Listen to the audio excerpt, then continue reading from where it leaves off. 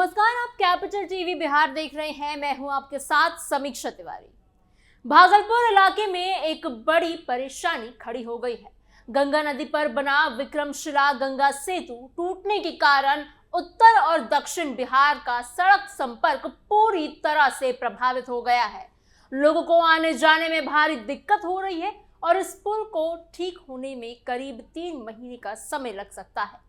हैरानी की बात यह है कि साल 2017 के बाद इस पुल की ठीक से मरम्मत ही नहीं हुई थी। जिले के डीएम, मुख्य सचिव और इंजीनियरों ने कई बार पुल के पिलर में आई दरार को लेकर चेतावनी दी थी। यहां तक कि आईआईटी दिल्ली और पटना के एक्सपर्ट्स ने भी अपनी रिपोर्ट में साफ कहा था कि पुल कभी भी धंस सकता है, लेकिन इसके बावजूद इस पर भारी वाहन चलते रहे। पिछले 9 सालों में जरूरी मरम्मत नहीं की गई। जब इसकी वजह जानने की कोशिश की गई तो सामने आया कि सरकारी कामकाज की धीमी रफ्तार की एक बड़ी वजह है। मेंटेनेंस की फाइलें एक दफ्तर से दूसरे दफ्तर घूमती रही, लेकिन फैसले नहीं हो पाए। इस लापरवाही का नतीजा आज सबके सामने है। आज की स्पेशल स्टोरी में आपको समझाएंगे और बताएंगे कि आखिर विक्रमशिला गंगा सेतु क्यों टूटा, बिहार में पुल इतनी जल्दी क्यों गिर रहे हैं, इससे पहले बड़े पुल गिरने की कितनी घटनाएं सामने आई है। बने रहिए वीडियो के अंत तक। लापरवाही ने गिराया पुल, 4 बार अलर्ट, फिर भी कोई कार्रवाई नहीं। सबसे पहले जानिए कि विक्रमशिला गंगा सेतु आखिर क्यों गिरा और इसके पीछे असल वजह क्या रही। पुल निर्माण निगम के मुताबिक पुल का एक हिस्सा ध्वस्त होने के पीछे सबसे बड़ी वजह अफसरों की लापरवाही और समय पर मरम्मत ना हो पाना। विभाग ने पहली नजर में ही साफ कर दिया था कि पुल की ठीक से निगरानी नहीं की गई है। जो काम समय समय पर होना चाहिए था वो टलता ही गया है। पुल की हालात धीरे धीरे खराब होती गई, लेकिन जिम्मेदार लोग समय रहते जागे नहीं। निगरानी का जिम्मा पथ निर्माण विभाग के एनएच डिवीजन के पास था, लेकिन वहां से भी इस पर सही ध्यान नहीं दिया गया। जब मामला सामने आया तब विभागों ने एनएच डिवीजन के कार्यपालक अभियंता को सस्पेंड कर दिया।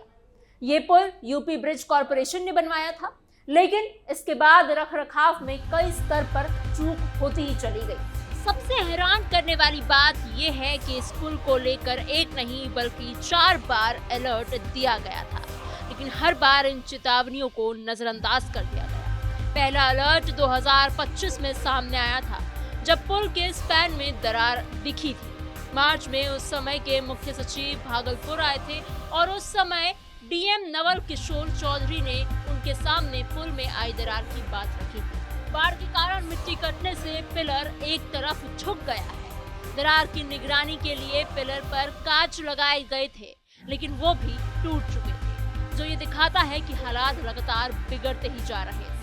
इसके बाद फरवरी 2025 में नेशनल हाईवे के पूर्व कार्यपालक अभियंता मनोरंजन कुमार पांडे ने भी चेतावनी दी थी। उन्होंने कहा था कि पिलर प्रोटेक्शन में दरार तेज पानी के दबाव के कारण आई है और उसकी तुरंत मरम्मत होनी चाहिए। उन्होंने ये भी बताया था कि पुल के कार्बन प्लेट और एक्सपेंशन जॉइंट में आई दरारें खतरे को और ज्यादा बढ़ा रही है और अगर समय पर काम नहीं हुआ तो बड़ा हादसा हो सकता है। इसके बावजूद कोई ठोस कदम नहीं उठाया गया था। तीसरा अलर्ट 11 अप्रैल 2026 को आया, जब पथ निर्माण विभाग के सचिव पंकज कुमार पाल ने खुद पुल का निरीक्षण किया था। निरीक्षण के दौरान ये साफ हुआ कि पुल के कई पिलरों की बेयरिंग खराब हो चुकी है। ये बहुत गंभीर स्थिति है, क्योंकि बेयरिंग ही पुल के वजन को संतुलित रखता है। अगर वो खराब हो गया तो पूरा ढांचा कमजोर हो जाता है।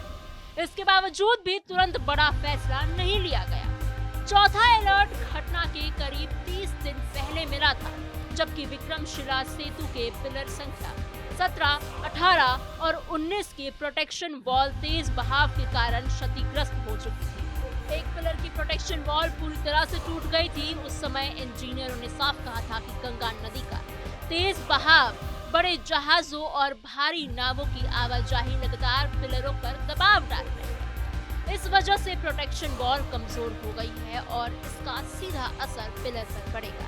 बाढ़ के समय ये दबाव और ज्यादा बढ़ जाता है, जिससे कि खतरा कई गुना बढ़ सकता है।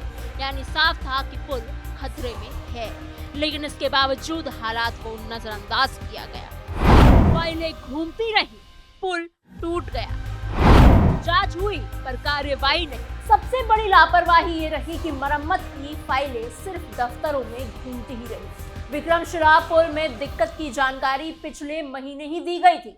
एक्सपर्ट्स टीम ने जांच कर अपनी रिपोर्ट भी दी थी।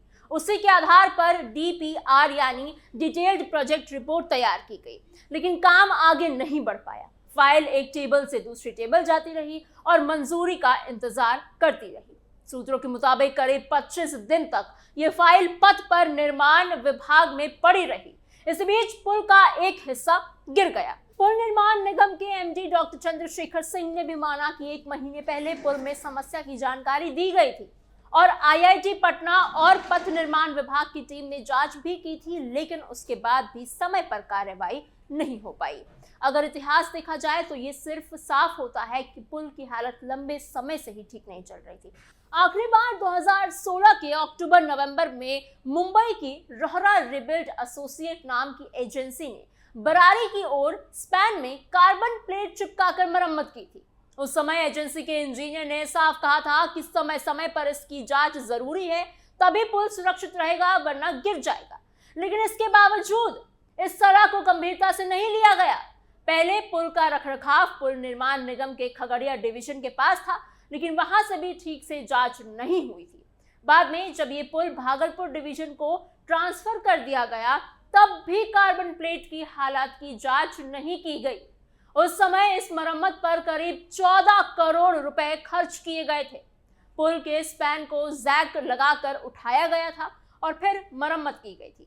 एक्सपेंशन जॉइंट का भी रिपेयर हुआ था। IIT दिल्ली की टीम ने भी पुल की जांच की थी और उसकी मजबूती पर सवाल उठाए थे। इसके बाद मरम्मत का काम शुरू हुआ, लेकिन वो भी पूरी तरह से स्थायी समाधान नहीं बन पाया। पिछले 10 साल में पुल की 3 बार मरम्मत की गई। यहां तक कि मार्च 2026 में भी रिपेयर वर्क हुआ, लेकिन पुल की हालात पूरी तरह से ठीक नहीं हो पाई, या ये कहा जाए कि ठीक करने की कोशिश ही नहीं की गई। स्थानीय लोगों के मुताबिक पुल की हालात इतनी खराब हो चुकी थी कि जब भी कोई भारी वाहन इससे गुजरता था तो धड़ाम धड़ाम की आवाजें आती थी।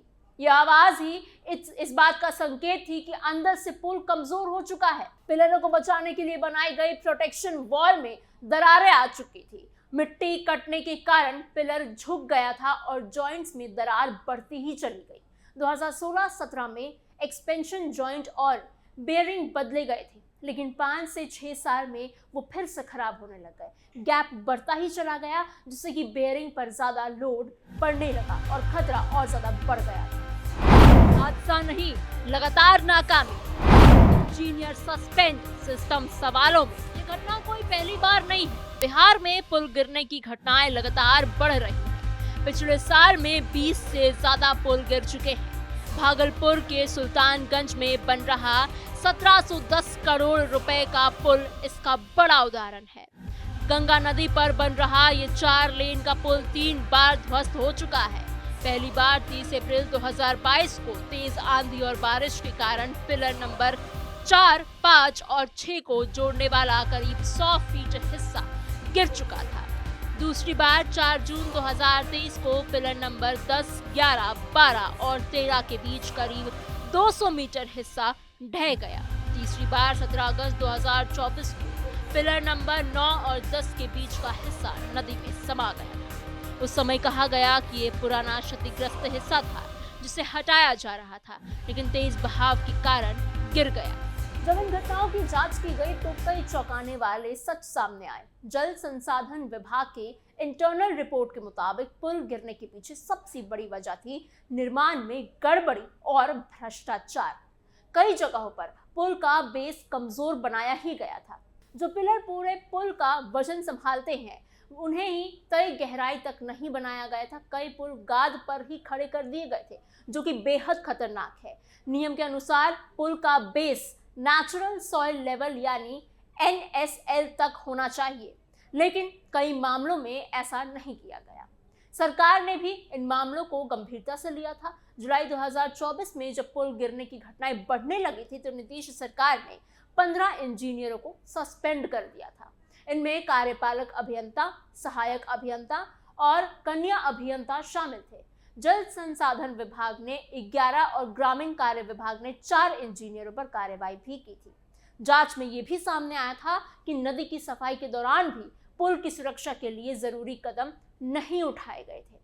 निर्माण एजेंसी मातेश्वरी कंस्ट्रक्शन को भी लापरवाही के कारण ब्लैक लिस्ट कर दिया गया।